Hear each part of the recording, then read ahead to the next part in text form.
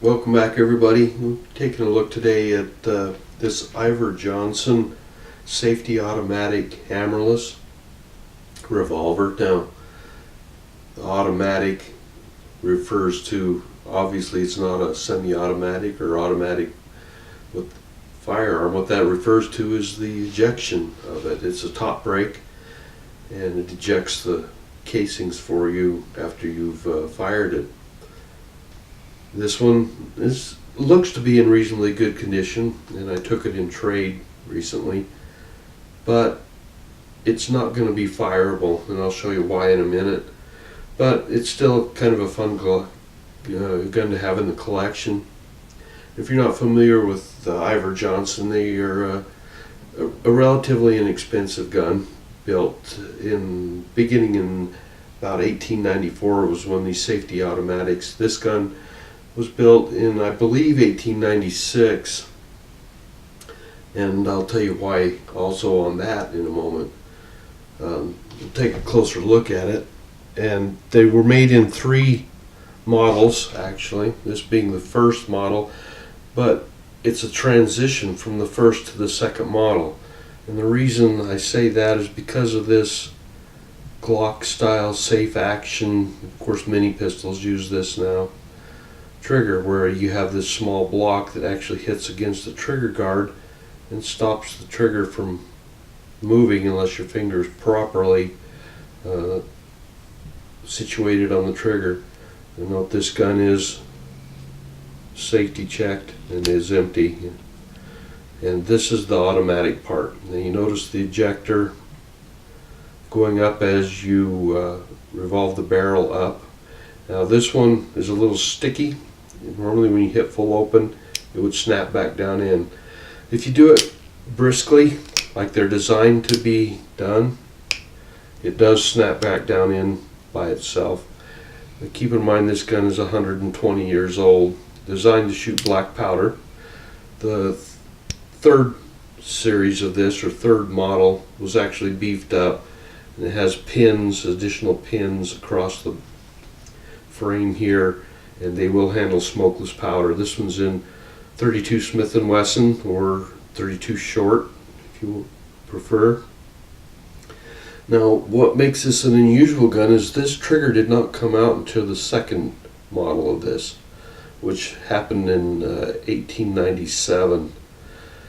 So this is a very late 1896 gun. It still has the single post latch here, which the spring is missing on, and I knew that was missing when I got it.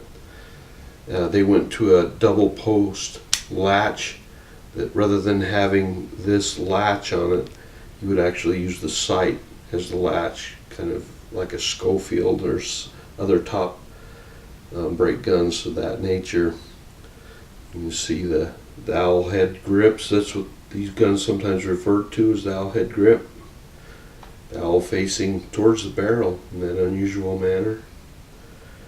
A pocket gun of its day cost $6 for the hammered version, and when they put that cover over the back, they charged an extra $1. This was a $7 gun. Today that translates into, using a calculator, approximately just under $190.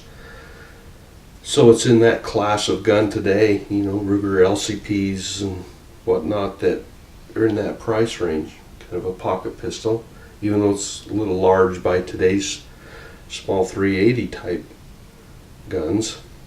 Nickel plated, you see the nickel plating's in very good condition. Bore is a little rough on it, but being a black powder gun with probably not much care in its life, to be expected.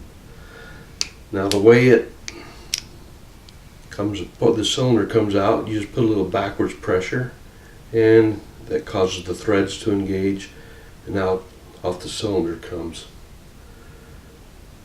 Now the reason I'm not going to ever shoot this gun is because you probably won't be able to see it, but in the bottom portion of the barrel right here, it is completely eroded through, whether from shooting or neglect. I don't think we're going to be able to, there we can see it a little bit. You can see The whole bottom of the barrel is missing. Parts for these guns are available. These Model 1s are a little bit more difficult to find the parts for, but it would cost me more than the gun is worth to repair it, so it's just going to be a display gun. Now on the top you can see Iver Johnson Arms and Cycle Works. These guys made bicycles, motorcycles, and guns. None of which are all that well known, but a unique piece of history. There's the cam that operates the ejector. It actually has a tooth that goes up in here, and when you open it, that cam hits on the frame, and then it's off center so that when you get the frame, it has a spring in the center of a bushing. When you get the gun open all the way, that bushing slips down underneath the frame and allows the ejector to close back up after it's thrown your spent cartridges out. Now the safety part of this gun is not actually the trigger. The safety is, they called the hammer on the hammer, was their advertising on their hammer type open hammer guns. You could actually, according to them, take a hammer, pound on the hammer because it would not fire because it does have a transfer bar in it. Quite a few innovations for such an inexpensive pistol of its day. The cylinder does freewheel.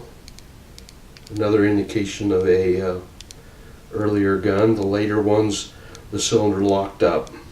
And of course, it locks up when you pull the trigger, which happens to be, I measured a 17-pound trigger pull.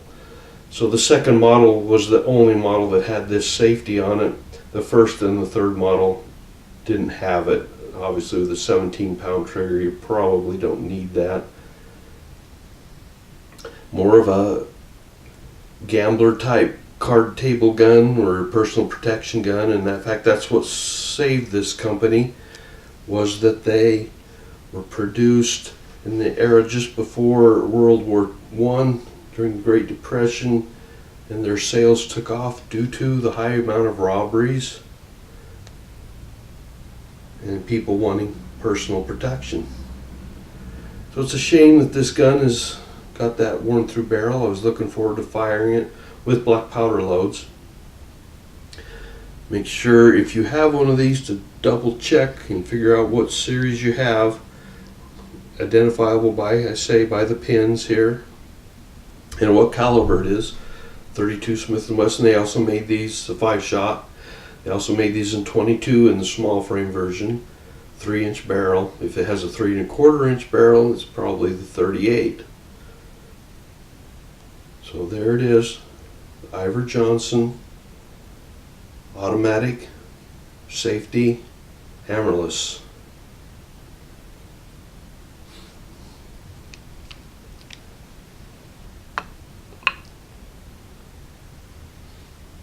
Thanks for watching.